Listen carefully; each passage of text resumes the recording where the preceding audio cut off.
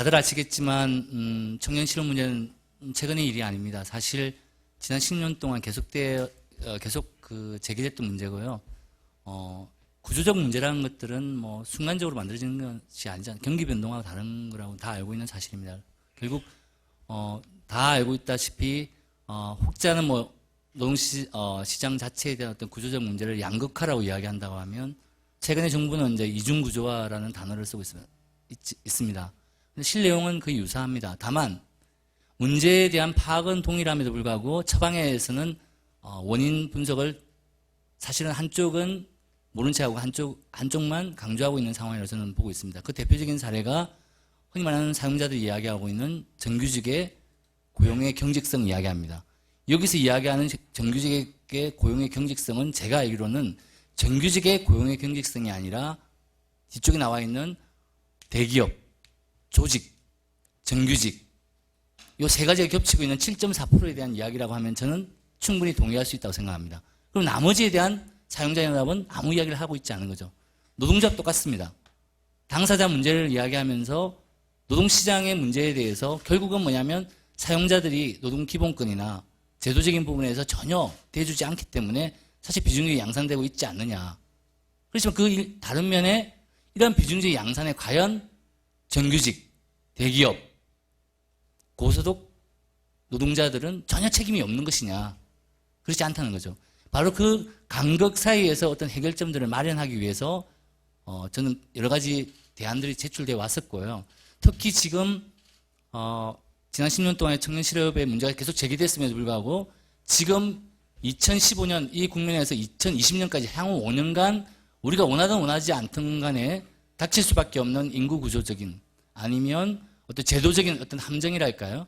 이런 부분에 대한 것들을 우리가 돌파해내야 된다. 그러기 위해서는 남탓만 하고 있을 시간이 없다는 겁니다. 그래서 그런 부분에서 노사정이 적어도 뭐냐면 합의할 수 있거나 아니면 노사정이라고 대표되고 있는 기성세대들이 지금 일자리의 기회조차 아니면 일자리의 노동시장의 진입조차도 포기하고 있는 청년 세대들을 위해서 과연 어떤 안들을 제안할 수 없을 것이냐. 그 합의될 수 있는 내용 아니면 논의할 수 있는 의제가 무엇이냐 정도까지 좀 이야기해 볼 수 있는 자리였으면 좋겠다는 바람으로 이거를 준비했습니다. 그래서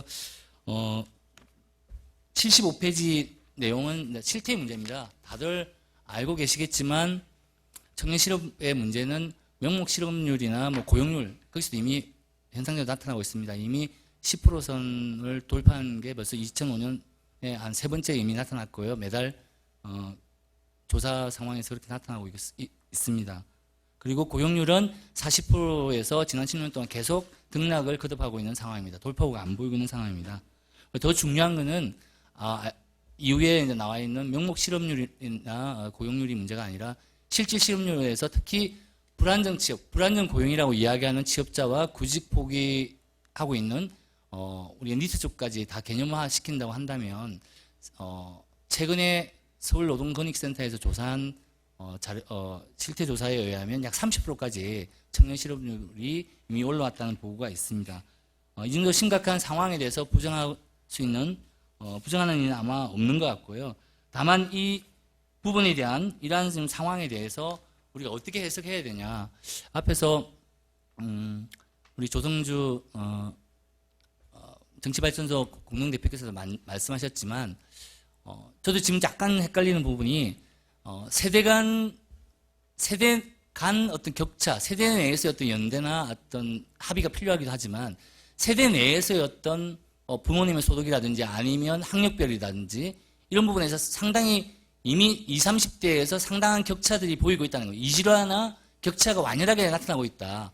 그렇다고 하면 사실 이 문제는 뭐냐면 지금 현재에서의 어떤 세대 간 연대나 일자리 연대에 대한 합의를 하지 못했을 때 향후에는 지금보다 훨씬 더 많은 기성세대의 노사 정리될지 아니면 노동자 간의 격차가 될지 모르겠지만 그 격차는 훨씬 더 정폭될 수 없을 것이다. 이런 부분에 대한 어떤 우려가 된다. 이렇게 말씀을 드릴 수 있을 것 같습니다.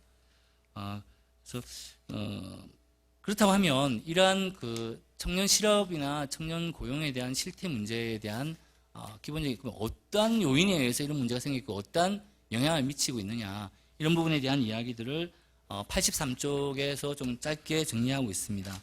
그래서 사실 좀 일반적인 이야기라서 제가 말씀드리고 싶은 거는 그런 겁니다. 저성장 국면 자체에 대한 변화 자체를 바로 바꾸기는 힘들 것이다.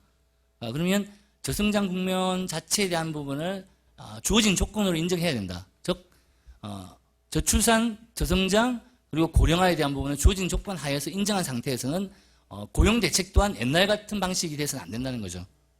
그런 부분으로 접근하지 않는 한 해법을 찾기가 힘들다. 이후에 제가 일자리 연대라고 제안했던 이 해법 자체가 나올 수밖에 없는 이유는 뭐냐면 사실상 일자리 창출 여력이나 능력이나 이런 부분들이 상당히 소진될 수밖에 없다는 기존의 패러다임 내에서는 힘들다는 것들을 우리가 인정하지 않으면 해법 자체는 뭐냐면 그냥 그리거나 아니면 어떤 아이디어 수준에서 머물 수밖에 없는 게 아니냐는 어떤 저 나름대로 어떤 예견에 의한 판단이라고 보시면 될 것 같습니다. 특히나 일자리 자체에 대한 어떤 하나의 어떤 우리가 단선적인 접근이 아니라고 한다면 이미 격차와 차별이 관행화되어 있고 굳어져 있는 이런 노동시장 구조 내에서는 사실은 뭐냐면 이러한 격차와 관행을 조장하는 요인들에 대한 부분부터 하나하나씩 우리가 분석을 해나가야 된다. 즉 다시 말해서 대기업과 중소기업의 격차를 줄여야 되겠죠. 배경적 요인으로. 그다음에 고용 형태별 격차가 아니라고 하면 차별이라도 없애야 되겠죠. 같은 고용 형태 아니면 고용 형태가 같은 직무를 하는데 차별이 계속 생기는 거 아닙니까? 2배 이상. 그 다음에 노조 유무별로 엄청난 차이가 또 나타나고 있습니다. 그렇다고 하면 노동조합 스스로는 뭐냐면 이 부분에 대한 것들을 다르게 풀어내야 됩니다. 노동조합의 조합원들의 이해를 위해서 노동조합 활동하는 것이 아니라 다른 부분까지 확장될 수 있는 그런 부분들이 같이 가져야만 사실상 노동시장 이중 구조와 양극화라고 하고 있는 노동자 간 격차와 차별을 조장하는 구조적 요인들을 천천히 제어해낼 수 있다. 접근할 수 있다. 저는 그렇게 해석을 하고 있습니다. 그런 부분에 대한 것들을 좀 강조를 하고 싶습니다. 이러한 상황들이 안타깝게도 제가 노동시장적 접근에 대한 이야기를 하고 있지만 어떻게 보면 가장 지금 우리가 손대기 힘든 부분 중에 하나가 바로 제가 보기에는 대학 교육으로 대표되고 있는 교육제도와 그 다음에 직업훈련 제도의 어떤 부분이라고 생각합니다. 특히 대학 교육 부분이 크다고 생각하는데요. 한번 상상을 해보십시오, 여러분. 4년제 대학 졸업자가 고졸자들이 80%에 육박하고 졸업유예까지 해서 사실 6, 7년 정도를 보내고 있는 이런 상황에서 과연 그 노동력을 가진 사람들에게 적당한 일자리를 배분할 수 있는 사회적 시스템을 맞출 수 있을까요? 저는 불가능할 것 같다. 어차피 이거는 뭐냐면 고통이 따를지 모르겠지만 연착륙하는 다른 교육제도나 다른 노동시장 인력 양성 구조와 노동시장 구조의 이 부조화를 바꿀 수 있는 최소한의 5년이나 10년 정도의 연착륙 기간에 대한 사회적 합의도 굉장히 중요한 게 아니냐. 단기적인 게 아니라. 저는 그 부분에 대한 부분이 결국 청년 실업 문제나 청년 고용 문제는 단순하게 노동시장만의 문제가 아니라 어떻게 보면 한국 사회의 개조 프로그램 중에 하나가 아니겠냐. 저는 그렇게 보고 있는 겁니다. 그래서 그런 부분에 대한 생각들도 같이 이 논의에 좀 배경적 요인으로 중요하게 우리가 인식하고 있어야만 이 처방 자체가 좋은 이야기임에도 불구하고 좀 허망하게 끝나지 않을 수 있지 않을까 저는 그런 생각을 해봅니다. 그래서 87쪽하고 88쪽에 이제 그런 부분들을 이야기했고요. 결국은 이런 청년 실업 문제에 대한 부분들이 단순하게 청년층에게 일자리 제공하기 위한 일자리 없는 청년층에 대한 어떤 공감 아니면 거기에 대한 어떤 미안함 이런 부분이 아니라 결국 이런 식의 노동시장 구조의 문제점을 가지고 있는 상태에서는 결국은 한국 경제나 아니면 한국 사회의 어떤 지속 가능성 자체를 보장할 수 없다는 거죠. 그런 부분들이 결국 청년 실업이 가지고 있는 국민 경제적인 효과 그리고 사회에 미치는 어떤 악영향 이런 부분에 대한 논의들은 이미 많이 되어 있습니다. 그래서 그런 부분들을 우리가 같이 고려한다면 결국 이 부분을 경제적의 이해관계, 편익 분석으로 접근할 문제만은 아니다. 물론 그것들을 배제할 수는 없지만 경제적 편익 분석과 함께 뭐냐면 사회적 어떤 효과성을 높일 수 있는 사회적 지속 가능성을 높이는 방향에 대해서는 그것들이 투자라는 이름이든 아니면 다른 저는 이제 책임이라는 이름을 되게 좋아하는데요. 사실 책임의 어떤 관점이든 이런 부분에 대한 것들이 사실상 이런 의사결정 구조에 참여하고 싶어서 참여할 수 없는 청년들에게 여기에 대해서 너희들 뭐 어떻게 해라고 이야기할 수 있는 게 아니거든요. 결국은 중년 사회의 어떤 여러 가지 결정 구조에서는 기성세대들이 다 책임을 가지고 있습니다. 그 중에 기성세대 대표적인 어떤 이해관계자가 노사정 아니겠습니까? 그렇다고 하면 이 노사정에 대한 부분들은 다시 한번 강조해야 되고 그 부분에 대한 것들의 내용들이 결국 청년 일자리 문제 해결을 위한 일자리 연대의 핵심적인 저는 구도가 돼야 된다 이렇게 보고 있습니다. 90페이지부터는 이런 문제의 심각성에도 불구하고 참 부끄럽게도 이건 뭐 정부의 탓은 아니겠죠. 제가 지금 정부에 대한 부분을 써놓긴 했는데요. 종합대책, 뭐 고용절벽, 고용위기 거창한 단어를 쓰고 있지만 대책은 사실 제가 보기에는 종합선물 세트인데 별로 안에 보면 먹을 게 별로 없습니다. 그리고 이 선물이 누구를 위한 선물인지 잘 모르는 거죠. 한마디로 하면 이게 진짜 청년들을 위한 선물 세트인지 아니면 자기들의 알리바이를 위한 그냥 포장술인지 그 왜 이런 이야기를 하냐면 만일 종합대책이고 특단의 조치가 필요한 시점이라 하면 정부는 당연히 예산이 배치되는 조치가 따라가야 됩니다. 그럼에도 불구하고 뭐 아시겠지만 그전에도 7차례 청년 고용에 대한 청년 실업에 대한 종합대책이 나왔지만 예산 부분은 그냥 약간 더 늘리는 식 아니면 있던 예산을 돌려서 저쪽으로 막아버리는 뭐 그런 식이라고 저는 평가하고 있습니다. 이번에 7월 27일 날 정부가 발표한 대책도 사실상 그 틀에서 변하고 있지 않습니다. 정부가 가장 훌륭하고 새로운 정책이라고 이야기하고 있는 임금 피크제를 도입하면 거기에서 만일 도입한 사업장에서 청년 고용을 만일 매칭을 하면 청년 고용 상생 지원 제도라고 이야기하는데요. 그걸 매칭하게 되면 정부가 중소기업 같은 경우 연간 한 1,080만 원을 지원하고 대기업에 540만 원 정도를 지원한다고 합니다. 근데 그 돈은 그 이름이 달랐을 때 임금 피크 도입 지원금이라는 제도도 이미 존재했던 제도입니다. 그리고 그 비슷한 제도는 또 뭐냐면 노동시간 단축 지원금이라는 제도도 또 존재했었습니다. 그리고 우리가 알고 있지만 비정규직 정규직 전환 지원금도 여전히 남아 있습니다. 돌려막기를 하고 있는 겁니다. 실질적인 청년 일자리 예산에 대해서 얼마만큼 늘었느냐에 대해서 한번 따져보면 제가 알고 지난 10년 사이에 한 2,500억 정도 수준입니다.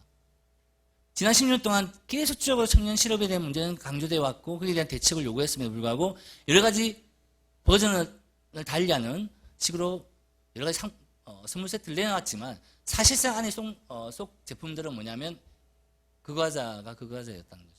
그래서 그런 부분들에 대한 부분이 참 안타깝고 이런 부분에 대한 것들은 1차적으로 노동시장의 수급 조정에 대한 예견 그리고 교육제도에 대한 결정권 이런 것들을 봤을 때 제가 보기엔 1차적으로 정부가 다 알고 수급 상태가 이렇게 될 수밖에 없는 상황에서 왜 이렇게 손을 놓고 있었을까? 결국은 뭐냐면 사실상의 1차적인 책임은 정부에게 있는 게 아니냐 이런 말을 할 수밖에 없습니다. 근데 오늘 뭐 이 자리에 아무도 안 나와 계실 테니까 참 좀 허망하긴 한데요. 그래서 그럼에도 불구하고 정부 탓만 돌릴 수 있는 건 아닌 것 같고요. 결국 이런 상황에서 지금 지난 한 1개월간 뭐 여러 가지 청년 고용 대책에 대한 이야기를 할 수 있다고 생각합니다. 특히 일자리 창출의 영역, 산업 정책, 좋은 일자리 영역에서 뭐 많은 이야기를 할 수 있지만 주로 제가 좀 발제를 했던 부분은 쟁점이 되고 있는 흔히 말하는 정부 쪽과 사용자 쪽이 제기하고 있는 임금 피크제하고요. 그리고 야당하고 많은 어떤 진보 노동계나 아니면 진보학계에서 이야기하고 있는 청년 고용 업무 할당제에 대한 부분을 좀 이야기를 먼저 드리고 그 부분을 좀 살리는 방향에서 과연 일자리 연대를 위해서 어떤 합의안이 있을까를 좀 이야기를 해보고 싶습니다. 한마디 말씀드리면 저는 임금 피크제 조건부로 저는 찬성합니다. 제가 말씀드리는 건 뭐냐면 한시적이라는 최근 한시적 5년간이나 한시를 둬야 되고요. 두 번째는 뭐냐면 임금 피크제에 해당하는 노동자에게는 뭐냐면 자유시간을 줘야 된다. 피크제에 맞는 만큼의 업무에서 해방을 시켜주고요. 그 업무에서 뭐냐면 퇴직을 앞두고 있기 때문에 퇴직을 준비할 수 있는 다른 전직 교육도 좋고요. 창업 준비도 좋고 다 좋습니다. 그래서 그렇게 하면 저는 그 부분은 충분히 수용 가능한 게 아니냐 저는 그렇게 보고 있습니다. 근데 참 재미난 걸 제가 말씀을 드리면 참 이거 이야기가 좀 그렇지만 공공기관 상당수의 지금 정년을 앞둔 우리 공공기관에 근무한 종사하는 우리 선배분들은 퇴직하기 6개월 정도 사실은 뭐냐면 위로휴가 형식으로 업무에 대해서 빠져 있습니다. 저는 정부가 이걸 알기 때문에 지금 임금 픽스를 들고 나왔고요. 그런 부분으로 지금 계속 아마 여론 작업을 할 거라고 생각하거든요. 즉 다시 말해서 저는 오히려 공공기관 그리고 대기업의 민간 사업장에서 조직 노동자들은 저는 한시적 조건부에서 이런 부분에서 좀 더 나은 임금 피크제를 받아들인 대신 시간 피크제를 수용하고 임금 피크제에 대해서 노동자들의 고통 분담을 요구한다면 사용자는 거기에 매칭한 만큼 그 돈을 더블로 해서 그걸 가지고 청년 고용에 쓰자. 그것만 확인될 수 있다고 하면 저는 받아야 된다. 예를 들면 그런 식의 접근 방식이 오히려 더 낫지 않냐 이런 저는 생각을 가지고 있습니다. 그리고 야당과 이제 우리 진보학계에서 좀 이야기하고 있는 청년 고용 의무 할당제도 저는 특단의 대책으로서 필요하다고 생각합니다. 한시적으로 제가 말씀드렸던 임금 피크제 수용에 더블로 해서 매칭 펀드를 만들어서 그걸 가지고 청년 고용에 쓴다고 하면 의무 고용 할당하고 뭐가 다르냐는 거죠. 저는 그런 부분들이 지금 법상의 실효성 이런 것들을 봤을 때 상당히 문제가 많은 법안이긴 하지만 보다 좀 적극적인 특단의 대책이다. 임금 피크제가 시장의 논리에 맞고 청년 고용 의무 할당제는 시장의 논리에 안 맞다? 이게 말이 안 돼. 둘 다 저들이 흔히 말하는 시장론자들이 이야기하는 시장 논리는 안 맞습니다. 근데 필요한 이유가 있는 거죠. 시장의 논리는 지금의 청년 실업 문제를 해결할 수 없기 때문에 그렇습니다. 그럼 특단의 조치에 대해서 결국 어떤 것을 할 수 있느냐. 그게 흔히 말하는 시장의 논리가 아니라 사회 책임 주체로서 사회의 주요 이해관계자들이 가지고 있는 바로 의사결정이라는 거죠. 거기에 대한 서로의 비용과 위험과 고통을 분담해내고 나중에 향후에 그것들이 사회적 이익으로 돌아왔을 때 그 이익을 다시 또 향유하면 됩니다. 서로 간 공동으로. 저는 그런 부분에 대한 지금의 어떤 기성세대의 어떤 결단들이 좀 필요한 게 아니냐 그런 의미를 말씀드리고 싶습니다.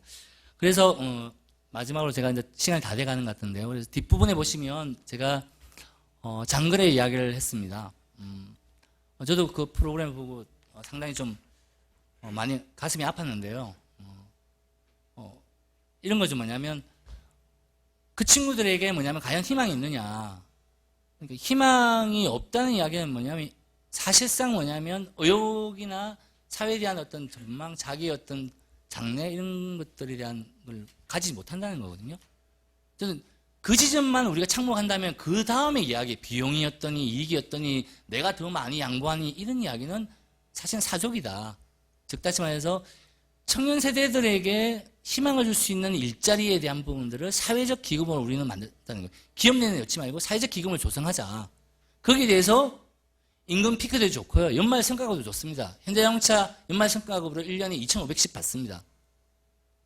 파업 안 하면 500씩 더 붙습니다. 그럼 거기서 좀 양보하는 거죠. 500씩 1000씩 더 낼 수 있습니다. 충분히. 그러면 우리만 낼 거냐? 아니죠. 그러면 거기 맞춰서 1대1로 사용자들이 매칭 펀드를 조성하는 겁니다. 그래서 일자리 기금을 빼는 거죠. 그러면 정부는 이렇게 노사가 합의해서 청년 일자리에 대한 책임 있는 모습을 보이는데 가만히 있어야 됩니까? 저는 일자리 예산으로 그전에보다 10% 더 정해가는 방향으로 가야 된다.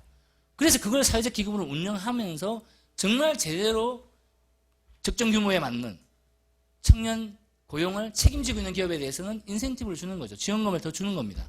그렇지 못한 기업들 때리잡을 수는 없는 거 아닙니까? 그럼 분담금을 더 받는 거죠. 이런 사례들이 결국 제가 보기에는 이게 그냥 먼 이야기 같이 보일지 모르겠지만 독일이나 유럽에서 일부 실험되고 있고 그런 부분의 성과들이 나타나고 있습니다. 그래서 저는 적어도 한시적으로 기성세대들로 대표되는 노사정이 청년의 일자리에 대한 진정한 어떤 진정성 있는 대안들을 만들어낸다면 이 정도의 내용 정도는 가지고 서로 이야기해야 되지 않을까 싶고요. 그 부분에 대한 저는 제안을 하고 싶고 오늘 이 자리에 오신 우리 다음 오신 정부 쪽은 제가 모시지 못했지만 저희들이 이 제안에 대해서 좀 명확한 나름대로 어떤 가능성이나 아니면 좀 더 다른 좀 적극적이거나 아니면 좀 더 나은 안들을 서로 좀 이야기할 수 있는 그런 자리였으면 좋겠습니다. 예, 이상입니다.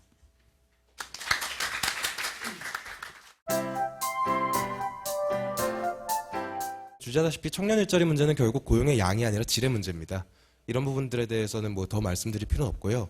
그리고 지금 노사정위원회를 구성하고 있는 노동계, 경영계, 정부 측 이 3주체 모두 이 청년들의 어떤 고용의 질 문제, 괜찮은 일자리가 줄어들고 그 과정에서 작업장의 규모와 사업장의 지불 능력에 따라, 그러니까 사업장 규모에 따라죠. 이 어떤 임금 수준이나 근로 조건의 격차가 심해지는 이중 구조를 만든 데 공이 책임이 있다.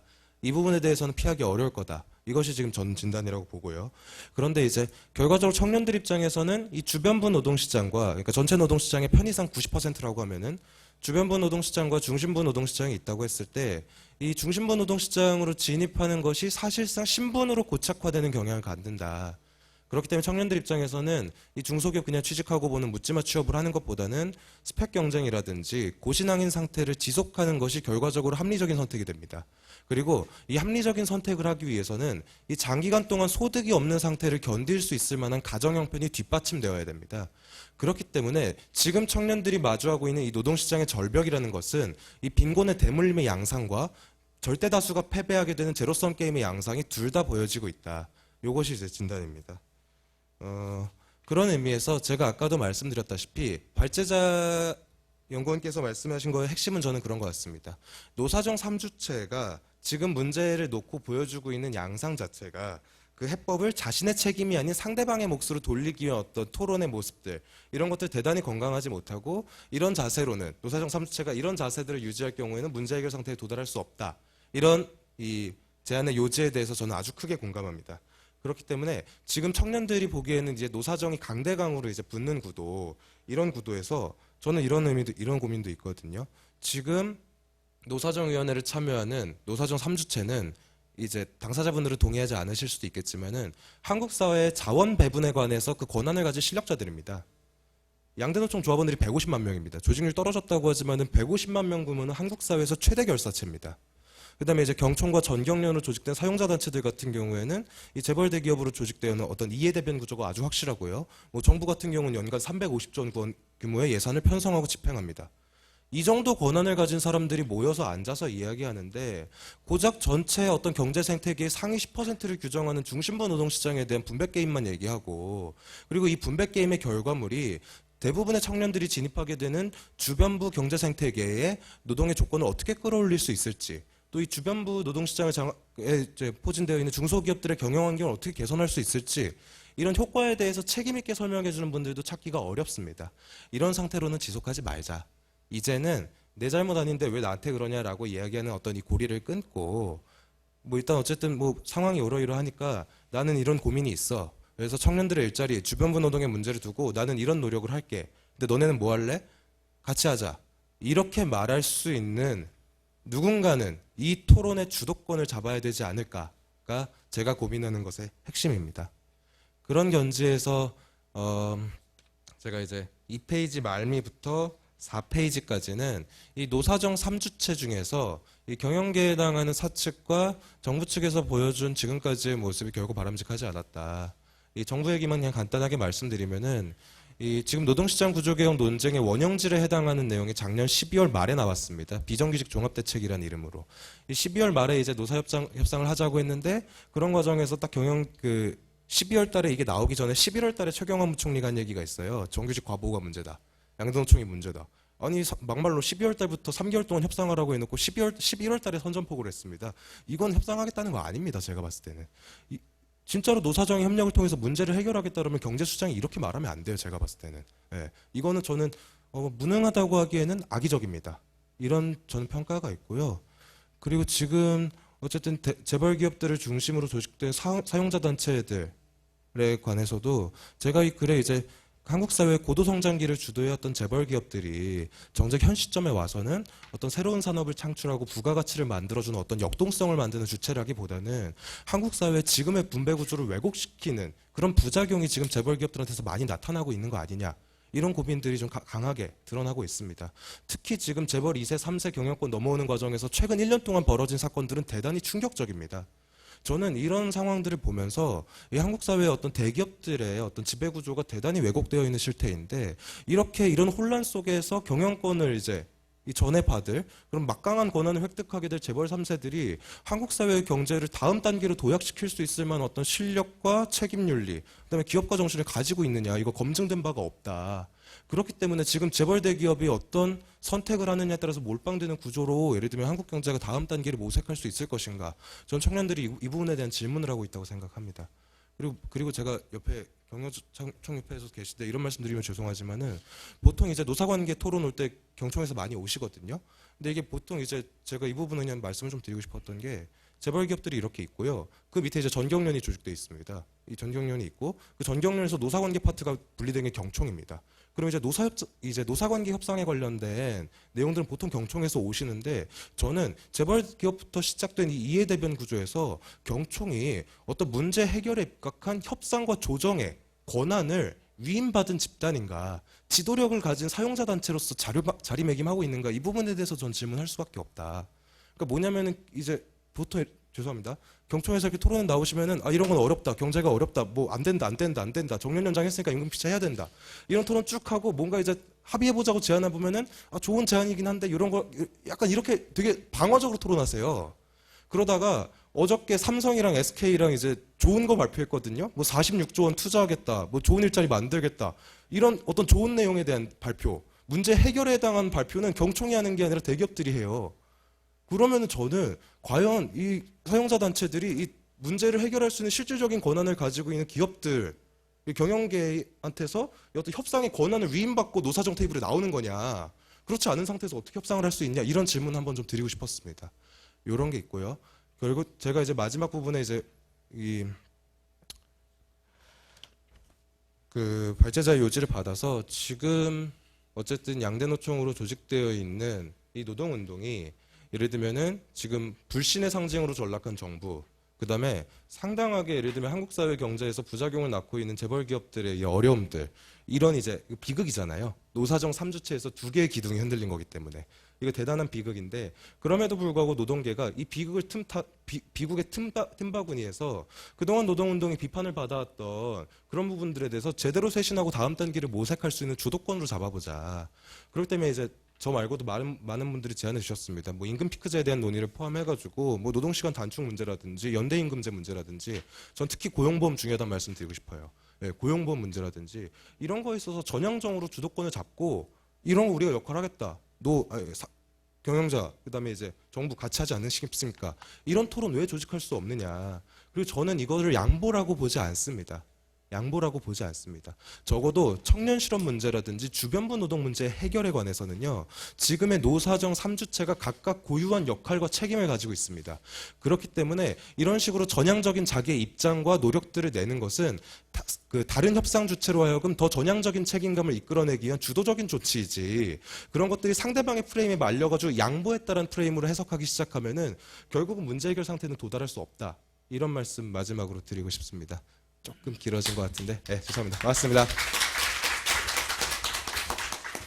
일단 정년 60세 법제에 따른 임금 피크제와 관련해서 사실은 우리가 이제 저출산 고령화라는 어떤 뭐 시대적인 막 흐름 속에서 우리가 어떻게 대응할 것이냐라는 고민을 했었어요. 그래서 사실 노사정위원회에서 세대간 상생위원회니 베이비붐 세대 고용대책위원회니 그 논의를 쭉 해오면서 이거를 어떻게 할 것인가라는 얘기가 사실 노사정 간의 논의가 좀 상당히 있었습니다, 사실은.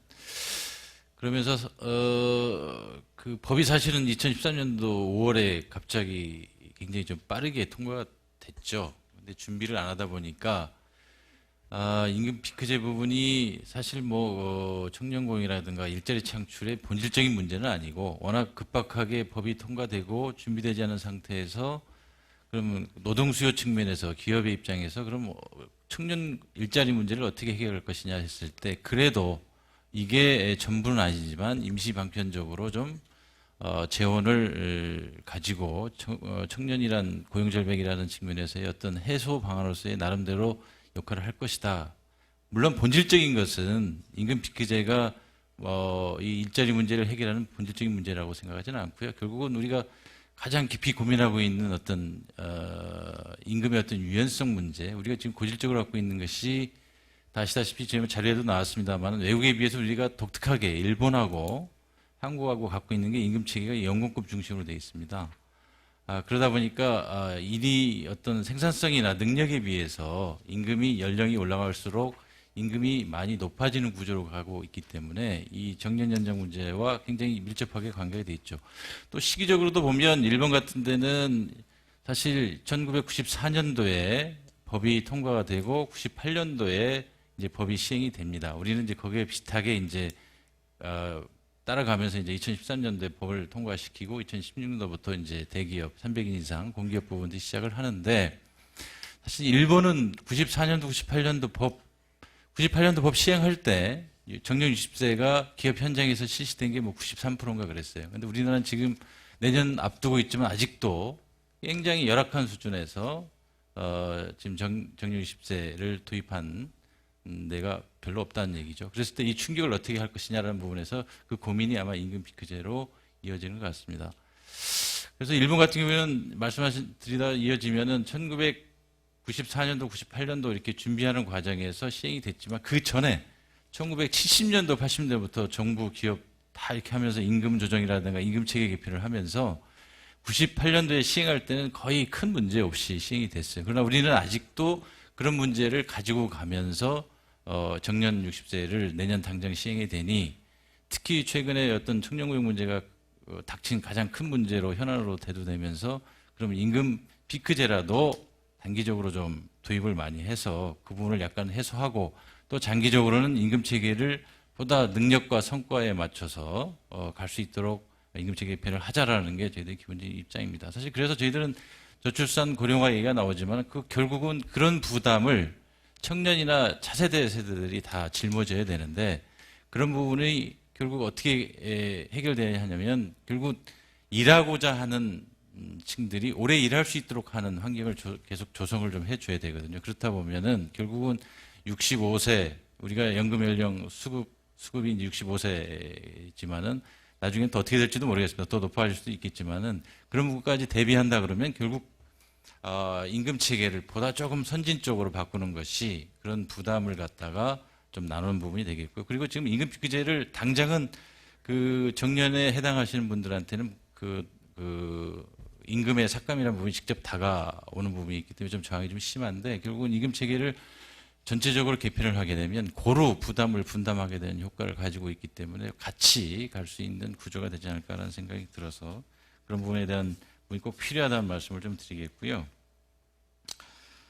그리고 뭐 여기 또 이 청년고용 할당제 관련해서도 나왔습니다만은 이 청년고용 할당제라는 것이 사실은 뭐 지금 한시적으로 공공기관에서도 시행을 하고 있습니다만 거의 성과가 나타나지 않는 걸로 알고 있습니다. 사실은 좀 이념적으로 보면 좀 시장경제 자유민주주의 체제하에서 정부가 강제적으로 고용을 할당해서 한다는 건 저는 조금 약간 오해의 소지가 있고 우리가 갖고 있는 원칙과도 좀 맞지 않는 거기 때문에 이 부분에 대해서는 저희들이 찬성할 수는 없고요. 그런 절박함을 이해는 하지만 이런 대증요법으로는 해결이 안 된다. 오히려 장기적으로는 고용이 오히려 창출에 더 작용을 가져올 수 있기 때문에 그런 부분에 대해서는 저희들이 찬성할 수가 없습니다. 또 이런 부분이 또 어떻게 보면 우리가 지금 다 아시다시피 이 청년고용 문제가 한두 가지 문제로 나오는 게 아닙니다. 사실 저희들이 실태 조사를 주체별로 해봤어요. 근로자라든가 그다음에 대학생, 그다음에 기업 전문가들 해보니까 각각의 주체가 이 청년고용 문제를 바라보는 내용이 다 틀리더라고요. 뭐 예를 들어서 뭐 기업의 입장에서는 뭐 눈높이니 뭐 이런 얘기가 나오고 그다음에 근로자 대학생 입장에서는 기업의 노력이 부족한 얘기가 나오고 또 전문가들 입장에서는 어떤 경제 구조라든가 산업 변화에 따라서 이런 경제 성장이라든가 그런 것이 나온 결과물이다라고 하는 부분을 또 우선순위로 넣고 그다음에 다만 이제 근로자나 대학생들이 갖고 있는 부분에서 공통적으로 좀 나왔던 것 중에 이제 학력 과잉하고 이런 그 기대 높이 기대 임금이 높다는 부분에 대해서 좀 그런 눈높이의 차이를 가지고 많이 얘기를 하는데 글쎄요 그 부분이 이제 어떻게 보면 우리가 이제 대학 문제에 있어서 어떤 구조적으로 바꿔야 될 부분도 분명히 있다라는 부분이 있는 것 같습니다. 그래서 이제 청년고용 할당 문제가 결국 그렇게 가다 보면 지금도 인력 미스매치가 있는데 대기업에 고용을 할당하게 되면 그리고 소위 말해서 갈 사람들이 이제 중소기업으로 갈 수도 있는 분들이 자꾸 이제 그 부분에 기대게 되면 오히려 더 한편으로는 또 인력이 또 남게 되고 또 다른 측면에서 부분적으로 좀 부작용이 나타날 수 있고 또 중소기업 입장에서는 그런 부분이 오히려 또 인력이 더 미스매 인력난을 더 겪게 되는 문제도 발생할 수 있고요. 그래서 결과적으로는 이 청년고용 할당 문제와 관련해서 우리가 헌법적으로 보호할 수 있는 가치가 있다고 생각하는 어떤 장애인이라든가 국가유광자라든가 그런 부분에 대한 거는 사회적 공감대를 통해서 조금 헌법적으로 문제가 없는 범위 내에서는 실시할 수 있지만 이거를 당장에 급하다고 해서 의무적으로 기업에 할당한다는 부분은 좀 문제가 있는 것 같습니다. 그리고 뭐 부분적으로 뭐 잠깐 지금 한 1, 2분 남았다 그래서 뭐 말씀을 많이 못 드리겠는데 저는 이 노동시장이라는 부분을 갖다가 굉장히 이제 해결하는 주체별로 다 다양하게 나타나지만 저는 제 입장에서는 유연성만 강조하고 싶지는 않습니다. 저는 이 노동시장이 굉장히 혈액순환이 잘 돼야 된다라고 생각을 해요. 그래서 입구와 출구가 좀 같이 열려야 되지 않겠느냐.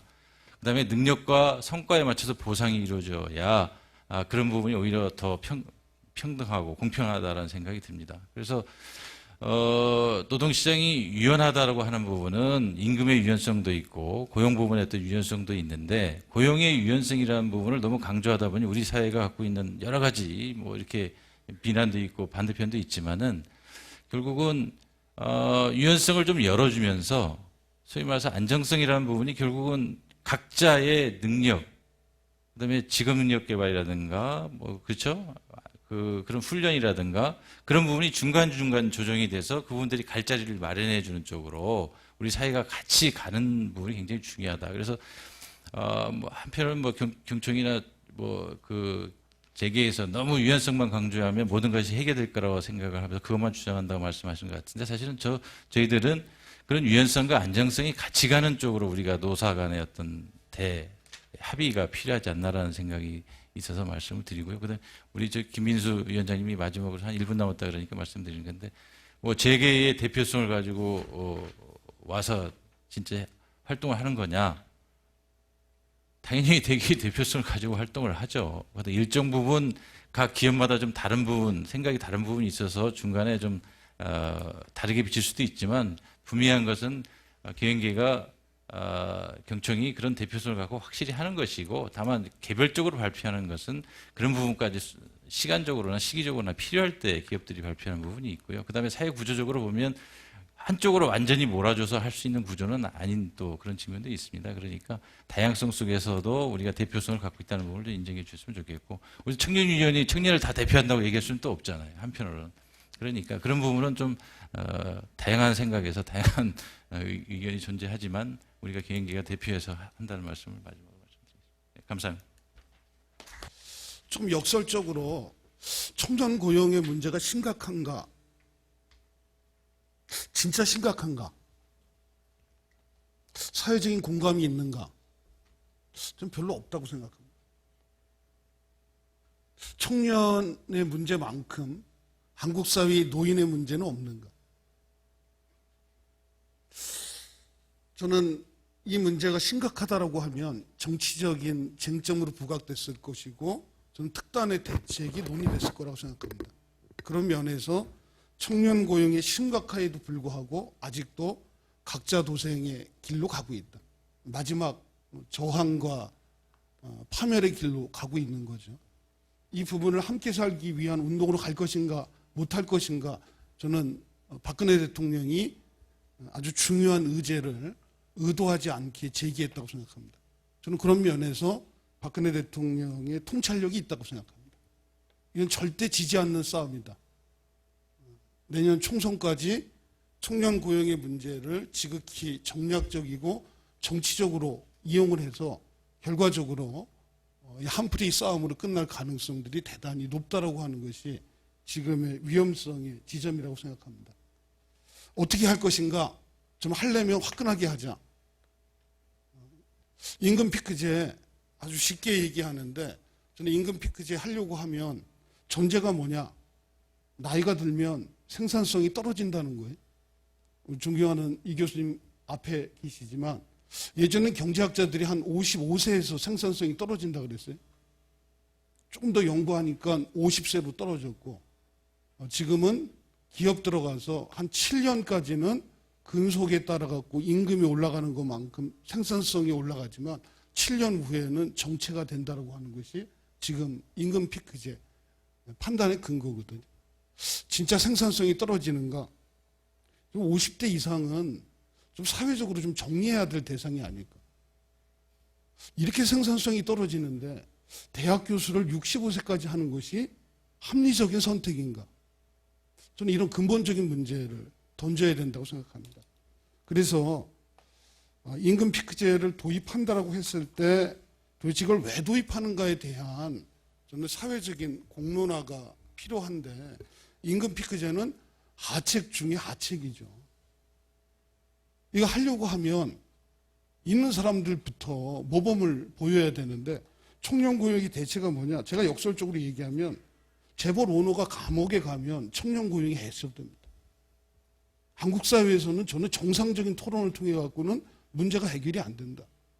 그렇게 어려운 조건 속에서 SK그룹의 최태원 회장님 나오셔갖고 투자를 이렇게 전폭적으로 늘리고 청년 고용을 늘릴 수 있는 게 합리적인 행동인가?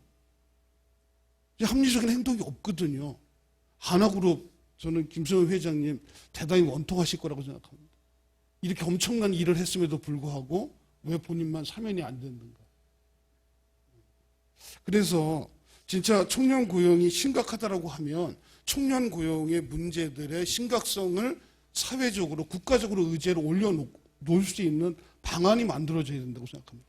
저는 노사정위원회에서 얘기할 자격도 없고 해소도 안 된다고 생각합니다. 차라리 저출산 고령화위원회처럼 청년 고용의 특별대책기구를 대통령 직속으로 두고 3년 내지 5년 동안 임기 동안에 이 청년 고용의 문제들을 어떻게 풀어낼 것인가, 정부가 무엇을 할 것인가, 재계가 무엇을 할 것이고 노동에 무엇을 요구할 것인가, 그리고 청년 주체들은 어떻게 참여해야 될 것인가에 대한 종합적인 방안들이 나오지 않으면 저는 한 번의 정치적인 이벤트로 끝날 가능성들이 많다고 생각합니다. 이제 본론으로 들어가면 저는 청년 실업의 문제는 단순히 경제적인 문제가 아니라 사람의 자긍심의 문제고 자존심의 문제와 연관이 되고 있고 이 문제들을 심각하게 풀어내야 된다고 하는 합의들을 만들어내는 것이 1차적이라고 생각합니다. 근데 지금 청년 실업이 왜 되고 있는가? 제가 123쪽에 정부, 국민들 세금 내서 만들어낸 광고입니다. 노동개혁은 우리 딸과 아들딸의 일자리입니다. 본인은 의도 안 했지만 노동개혁 반대하는 사람은 아들딸의 일자리를 원하지 않는 사람들처럼 오해할 수가 있잖아요. 임금 피크제 하면 18만 개의 일자리가 만들어진대. 이건 아무리 계산해도 우리나라에서 정년까지 갈 수 있는 사람들이 얼마나 될까요? 평균 근속 연수가 OECD에서 가장 낮은 5.3년입니다. 10내 나왔던 4, 5정 그리고 5, 6도라고 하는 이야기가 거짓말이 아니라 사무 전문직으로 다니는 멀쩡한 직장에서 제대로 다니는 사람들이 얼마 있을까? 그 사람들 가지고 계산을 해야 되는데 전체 월급쟁이들 다 60세까지 다닐 것이라고 전제 조건으로 잡고 통계 만들면 실효성 없잖아요. 그래서 하려고 하면 확실하자. 저는 임금 피크제 가지고는 안 될 것 같고 이상호 박사 제기한 대로 청년 특별세를 만들든지 온 국민들이 고통분담할 수 있는 방법을 만들자. 그건 산시적으로 5년 동안 전체 연봉의 수준별로 내는 거죠. 그게 3%든 5%인지 이런 사회적 합의를 끌어낼 수 있는가? 저는 그 부분에 대한 심각성들은 아직 공론화가 되어 있지 않기 때문에 이 논의들을 많이 해야 된다. 그런 점에서 지금 임금 피크제를 중심으로 한 청년 고용 대책은 사실상 이 문제들을 본질적으로 해결하는 방안이 아니라고 생각합니다. 그래서 어떻게 할 것인가? 이제 임금 피크제 논의된 것처럼 노동시장에 청년 고용을 저해하는 모든 제도들을 풀어야 된다고 생각합니다. 저는 그런 면에서 노동시간 40시간 하고 있는 부분 더 이상 탈법적인 장시간 노동은 청년 고용을 막는 가장 대표적인 주범입니다. 이거 놔두고 저는 용서할 수 없다고 생각합니다. 더 나가갖고 토요일 일요일 날 잔업 특근하는 거 저는 가산임금 없애는 게 좋다고 생각합니다. 가산임금이 없으면 토요일 날 일요일 날 유인 제도도 없는 거죠. 그러니까 토요일 날 일요일 날 일하는 사람들이 비정상적인 것처럼 사회 시스템을 만들어서 임금이 저하되도록 이걸 수용할 수 있는 시스템을 가자. 저는 이 전공법으로 나가야 된다고 생각합니다. 더 중요한 문제는 이 고용보험도 해결해야 되고 최저임금도 해결해야 되고 다 해결해야 되는데 핵심은 뭐냐? 저는 조세제도의 개혁에 있다고 생각합니다. 우리나라 월급쟁이들 중에 40%가 세금 한 푼 안 내는 나라가 어떻게 복지제도를 확충할 수 있습니까? 이 문제에 대해서 우리 사회적으로 이만큼 복지하려고 하니까 증세하자라고 하는 부분들을 책임 있게 제기하고 그 속에서 청년의 고용의 문제들을 해결할 문제, 사회적 빈곤의 문제를 해결할 문제. 아니 더 나가면 65세 이상의 고령자들에게 20만 원씩 주는 것을 청년 고용이 이렇게 심각하면 취업 준비를 하고 주거 문제를 해결하고 더 나아가 삭자금 문제 해결하기 위해서 20만 원을 주는 방안에 대해서 이것이 이상한 얘기인가? 저는 그렇지 않다고 생각합니다. 그런 면에서 지금 청년 고용의 문제가 노동개혁의 핵심 의제로 되는 것은 사실상 부분적인 문제 해결의 출발점은 될 수 있지만 노동시장을 더 왜곡할 수 있다. 극단적인 임금 피크제 사례 하나 말씀드릴게요. 지금 국가기관으로 표준과학기술연구원이라고 하는 데가 있습니다. 여기 62세가 정년입니다. 왜 62세 정년이냐? 이 사람들이 가만 놔두면 학교 교수로 갈 사람들 65세 정년이니까 62세로 연장해 준 거거든요. 지금 대통령 한마디 하니까 이 62세 정년을 60세로 줄여야 됩니다. 그냥 줄이는 게 아니라 또 임금도 깎아서 줄여야 됩니다. 그럼 그 사람들 뭐 하느냐? 결국은 뒷방 늙은이하고 동기부여가 안 되는 거거든요. 그래서 임금 피크제를 통해서 재원하려고 하지 말고 생산성 올리고 6천만 원 이상 받는 사람들 획기적으로 세금 증세해서 전체 국민들이 담보할 수 있는 시스템으로 가야 되지 이렇게 세대 간 갈라치기 방법으로는 지속 가능성들이 없고 3년 반짝했는데 3년 이후에 어떻게 할 겁니까? 저는 기업이 바보가 아니면 전략적인 선택을 하죠. 하나그룹이나 신라호텔은 고용 증가할 수밖에 없잖아요. 아니 면세점 사업했는데 저거 늘릴 수밖에 없잖아요. 지금 삼성중공업과 대우조선 가서 사람 늘려라? 지금 있는 사람 잘라야 되는데 조선 망하게 생겼는데 거기서 어떻게 늘립니까? 이 시장 경제에도 합리적이지 않고 지속 가능성들이 없다. 그래서 이 문제 해결하려고 하면 임금 피크제 가책하지 말고 전공법으로 전 국민들의 고통을 나눌 수 있는 방법들에 대한 명분을 저는 노동조합과 노동자들에게 줘야 된다고 생각합니다. 저는 그러면 이 부분들의 변화가 사회적인 대화와 협력들을 끌어내는 보다 더 순기능적인 요인으로 작용할 거라고 생각합니다. 이상입니다. 저는 좀 앞에서 지금 굉장히 이제 지금 청년 문제가 저희 우리나라의 이 청년의 문제만이 아니라 우리 사회 전체의 문제라는데 많은 공감대가 형성되었다고 생각합니다. 그래서 앞에서 말씀하시는 거와 조금 더 다른 접근을 좀 하려고 합니다. 제가 지금 맡고 있는 사회적 경제센터에서 이제 여기 오신 분 아마 지금 협동조합이나 사회적 경제에서도 일하시는 분들이 계실 겁니다. 왜 청년 고용을 이야기하면서 사회적 경제를 어떻게 연결시킬 수 있을까라고 궁금할 수도 있을 것 같습니다. 저는 이제 사실 그 앞에 일부에서 저희 이제 청년 인식 조사들을 했었습니다. 근데 사실 이제 청년들이 원하는 삶이 뭘까라는 걸 다시 한번 좀 생각하게 됩니다. 사실 우리 청년 세대는 지금 베이비 부모 세대들이 자녀로서 에코 세대라고 합니다. 이 에코 세대들은 우리 베이비 부모 세대들이 자라는 환경과 전혀 다른 환경에서 자랐습니다. 당장 가장 대표적인 비교가 대학 진학률입니다. 80%가 가까이가 지금 대학을 가고 있습니다. 베이비 부모 세대 때는 20% 채 안 됐습니다. 그래서 지적으로 굉장히 이 에코 세대는 굉장히 수준 높은 지적인 평준화가 이루어져 있다고 볼 수 있습니다. 더불어서 이들은 또 디지털 네이티브 세대들입니다. 어릴 때부터 인터넷 그리고 뭐 모바일 굉장히 그 신기술을 평소에 잘 익히고 있고 그래서 지금 사회에 진입만 하면 어느 기성세대보다도 IT 사용 능력이 훨씬 뛰어난 사람들입니다. 더불어서 또 대부분이 도시에서 살았습니다.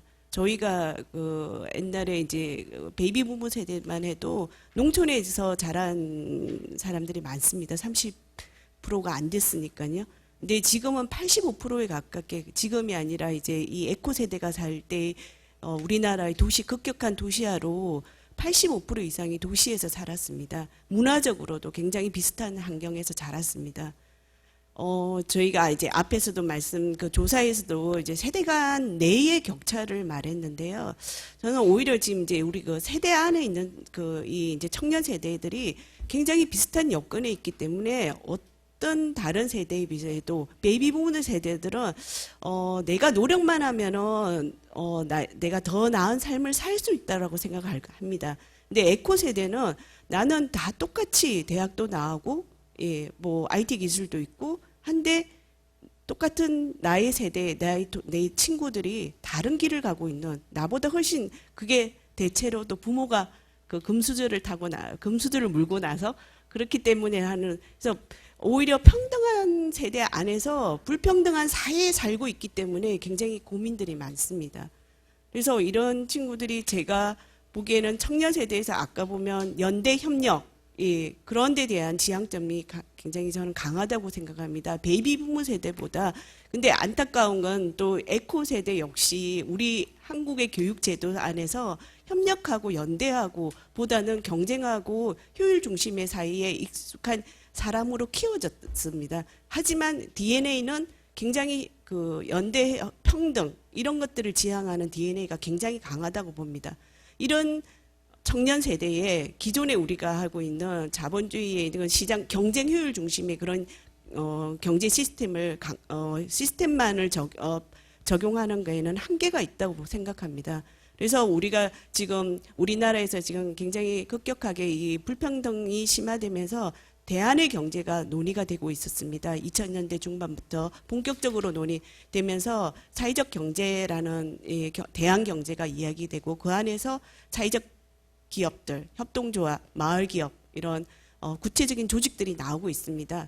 이런 조직이 청년들이 앞으로 살아나갈, 우리 미래 청년들이 살아나갈 또 다른 하나의 경제로서 여겨질 수 있다고 생각합니다. 물론 앞에서 말씀하신 그런 우리 지금 양질의 일자리가 만들어지고 하는 그런 부분은 분명히 제대로 추진돼야 된다고 생각합니다.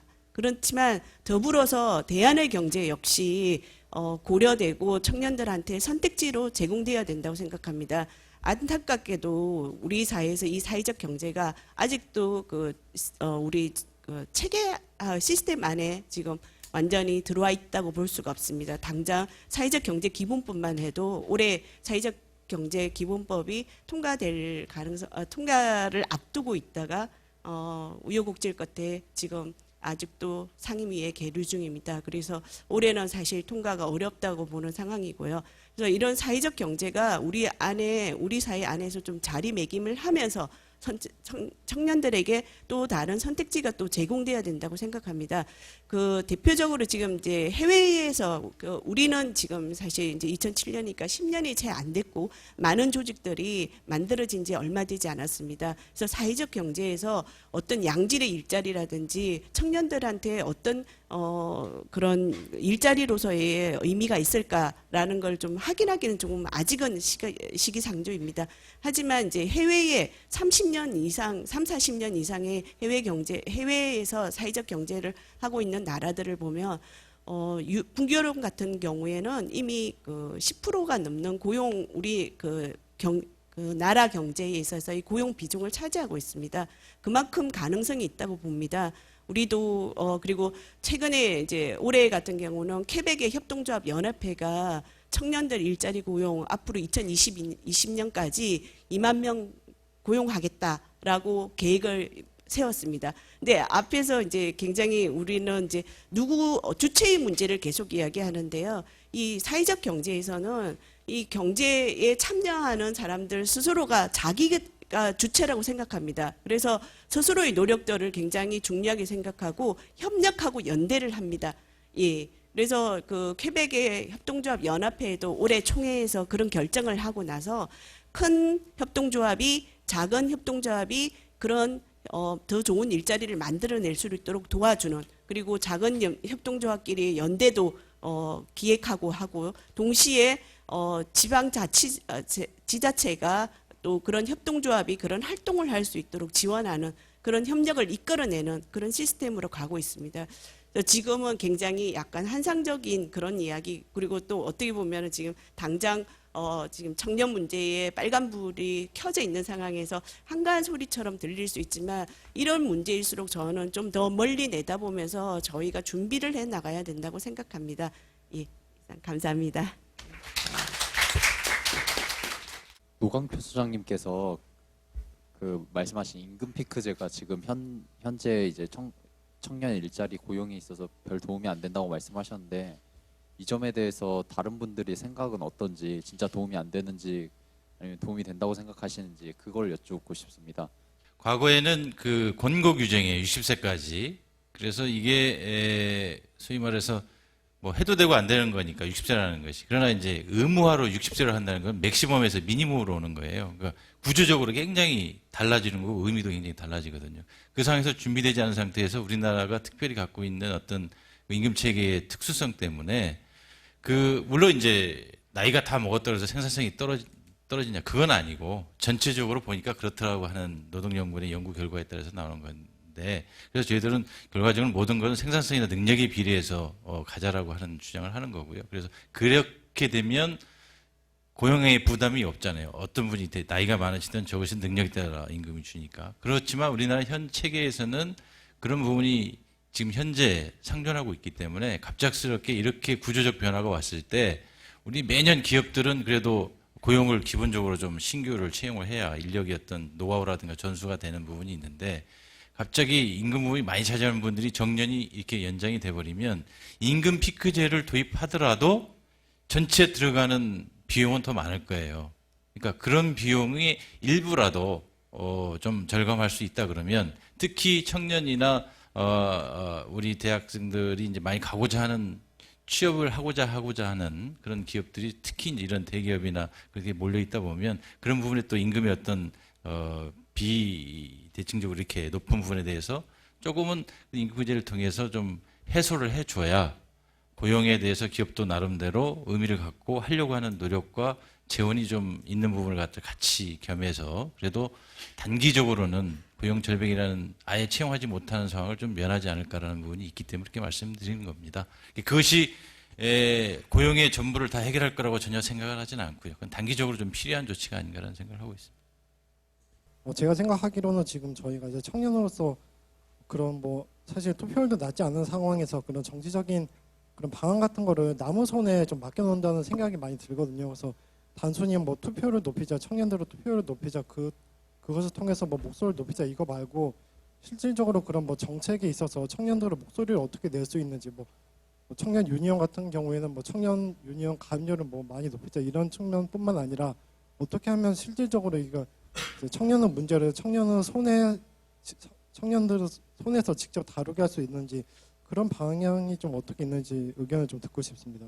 투표 말씀을 하신 김에 전 정치가 예를 들면 자원 배분에 관한 이야기라고 저는 생각을 합니다. 공정한 자원 배분에 관한 이야기라고 할 때 한국 사회에서 지금 저는 이제 아까 토론문에도 그렇게 고민을 말씀드린 거거든요.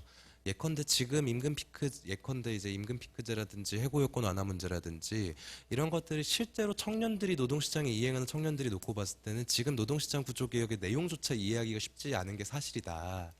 그런 걸 놓고 봤을 때 청년들처럼 이제 주변부 노동시장으로 진입에 대한 어떤 가능성이 높은 집단일수록 예를 들면 고용보험과 같은 제도라든지 아니면 이제 최저임금에 대한 문제, 중소기업의 고용의 질을 개선하기 위한 문제에서 자기 이해관계가 작동하는데 실제로 어떤 이제 정치체제를 작동시키는 사회적 의사결정 구조 안에서는 이 청년 당사자들의 이해관계가 삭제되어 있는 논의가 주되게 이루어진다.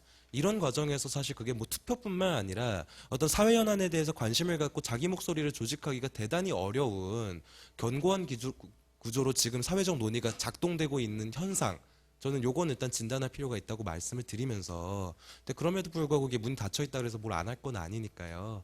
말씀하신 것처럼 저는 뭐 예를 들면 사례로 말씀드리면은 뭐 청년연 많이 가입해달라 이런 말씀드리고 싶지는 않고 이 자리에서는 예컨대 이제 서울시라는 공간 안에서 이제 다양한 청년 단체들이라든지 최근에 이제 이 청년 활동 어떤 문제를 바라보는 뭐 새로운 스타트업이라든지 사회적 기업이라든지 이런 집단들이 모여가지고 이 서울시라는 지방 정부 로컬 단위에서의 어떤 예산과 제도를 어떻게 이 이 청년과 미래 세대 친화적으로 변화시켜 나갈 수 있을 것인가, 제도를 바꾸고 사업을 신설하고 예산을 만들고 이런 작업들을 최근에 한 2, 3년 정도 걸쳐서 좀 아직은 실험 단계죠. 이런 것들을 좀 진행해 나가고 있거든요. 근데 저는 이런 노력들이 서로 사실 전국 단위에서 교류가 되고 다른 생각을 가진 청년들이 다르게 도전해 볼 수 있는 어떤 양상들이 이런 것들이 이제 제도화되는 과정에서 사실 단순히 이제 뭐 투표해라 약간 이런 식의 공격적 언사보다는 지금 서 있는 자리에서 뭔가 조금 더 같이 해볼 수 있는 전형 같은 것들이 만들어지다 보면은 우리가 꿈꿀 수 있는 다른 출구도 좀 모색해 볼 수 있지 않을까. 저는 그런 기대 같은 게 있습니다. 네.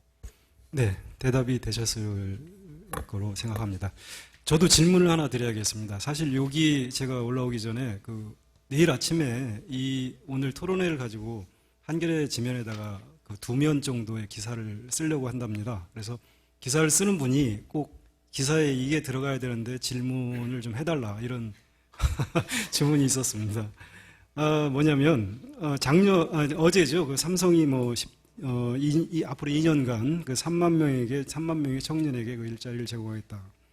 최근 들어서 한 10대 그룹만 해도 3년간 8만 명 정도의 청년을 고용하겠다. 이런 정책을 잇따라 내놓고 있는데요. 이것을 우리가 어떻게 봐야 되느냐, 그 자체로 이거에 대해서 질문을 좀 해달라 이런 주문이 있었습니다. 그래서 우선 노 쪽을 대표한다고 이 자리에서 할 수 있는 노광표 소장님과 사용자 쪽을 대표한다고 할 수 있는 유기정 본부장님의 의견을 짤막하게 각각 한번 들어봤으면 좋겠습니다. 어떠세요? 괜찮지요? 저는 뭐 의도야 어떻든지 간에 기업들이 어떤 고용의 문제에 대해서 사회적인 비판을 의식하고 또 이렇게 정량적인 조치를 내는 건 대단히 중요하다고 생각합니다. 다만 그 일자리의 내용들을 봤더니 청년들이 생각하고 있는 그 반듯한 일자리가 다는 아닌 것 같아요. 물론 그 기업이 갑자기 뭐 3만 개를 만들어낸다라고 하는 게 쉽지 않겠죠. 그럼에도 불구하고 많은 일자리가 약간 포장되어 있다라고 하는 불만들이 있어서 저는 이런 부분을 너무 그냥 기업 혼자 이렇게 하지 말고 오늘 이상호 박사님 얘기대로 좀 노사정 주체들 그리고 청년 단위들이 좀 모여서 한국의 청년 문제의 어떤 실태, 이 일자리가 안 되면 어떤 주거의 문제들은 어떻게 내고 또는 중소기업에 안 가려고 하는데 도대체 이게 갈 수 있는 중소기업 어떻게 만들 수 있을지 이런 다양한 의제에 대한 좀 집단적인 지혜가 모아지는 것들이 좀 중요할 것 같고요. 저는 뭐 기업이 지금 잇따라 내놓는 정책들은 3년 후에는 봐야 될 것 같습니다. 진짜 만들었는지 아니면 발표만 하고 중간에 용두사미가 됐는지는 점검이 좀 필요할 것 같습니다. 예. 뭐 말씀하신 대로 이렇게 나름대로 그래도 대기업에서 일자리 물론 이제 완벽한 일자리도 있지만은 고용 디딤돌이라든가 인턴이라든가 다양하게 지원하거나 아니면 직접 투자해서 일자리를 만들어내겠다는 건 굉장히 고무적이고 좋은 거고요. 그다음에 나름대로 어떤 사회적 분위기라든가 기업에 해야 될 역할에 대해서 기업들도 좀 나름대로 동감을 하는 것 같고 나름대로 신규 투자 계획도 있고 해서 그런 측면이 있습니다만은 그런 사회적 분위기라든가 그런 부분을 기업이 어떤 사회적 책임 차원에서 하는 부분도 있다는 측면에서 나름대로 좋은 의미가 있고요. 그다음에 이 부분이 사실은 기업들이 기본적인 스탠스는 고용을 할 수 있는 투자할 수 있는 환경만 만들어주면 언제든지 기업은 고용할 수 있고 그 속에서 일자리를 만들어낼 수 있기 때문에 우선적으로 저는 이런 부분이 더 확대되기 위해서는 여러 가지 법안들이 지금 국회에 좀 남아 있거든요. 서비스 기본 발전법이라든가 건강진흥법이든 이런 조금 신규 일자리를 만들어낼 수 있는 그런 법안들이 조속히 좀 국회에서 통과된다 그러면 이것 플러스 더 좋은 일자리들이 좀 만들어지지 않을까라는 생각을 해봅니다. 예. 일단 저는 삼성 이야기는 아닌 것 같습니다. 제가 단호하게 말씀드릴 수 있는 건 현대자동차가 이미 임금 패키지를 도입하게 되면 600명 정도를 더 채용할 수 있다. 계산식을 냈거든요. 그럼 만약 3만 명이면 대충 현금성 자산 한 50조 가지고 있다 보면 기존에 삼성그룹에 취업해 있는 약 한 30만? 계산이 안 나옵니다. 솔직히 이야기하면. 저는 그러면 자기들이 가지고 있는 상당액의 어떤 현금성 자산을 직접 생산 투자에 해야 되는데 과연 거기에 대한 구체적인 플랜을 내년에 대해서 좀 의심이 드는 거고요. 그래서 그 부분을 그 말씀이 좀 이렇게 뜬금없는 말씀 같고, 이제 마무리하자면, 하여간 제가 말씀드리고 싶었던 거는, 기성세대들의 어떤 사회적 책임 부분에 대한 이야기들이 스스로 저도 기성세대이기 때문에 다 촉구하고 이 부분에 대한 어떤 사회적 분위기를 만들어야 되지만, 저는 청년들이 좀 당당하게 자신들의 어떤 권리로서, 저는 기성세대에 대해 요구하는 부분도 있다. 이게, 갈등적인 측면을 같이 보일지 모르겠지만, 결국 이 문제에 대해서 뭐냐면 저절로 되지 않는다는 겁니다. 항상 그렇습니다. 그래서 그런 부분에 대한 명확한 자기들의 어떤 이야기들, 메시지들을 사회적으로 공론할 수 있는 그런 부분에 대한 물론 좀 많은 청년들이 당당하게 나설 수 있었으면 좋겠고요. 그 자리에 한겨레가 함께 했으면 좋겠습니다. 이상입니다. 네, 긴 시간 경청해 주셔서 감사하고요. 앞으로 청년 실업 문제에 대해서 진지하게 연구하고 해결책을 내는 한겨레 경제사회연구원의 활동에 대해 좀 더 많은 관심을 기울여 주셨으면 고맙겠습니다. 네, 감사합니다. 감사합니다.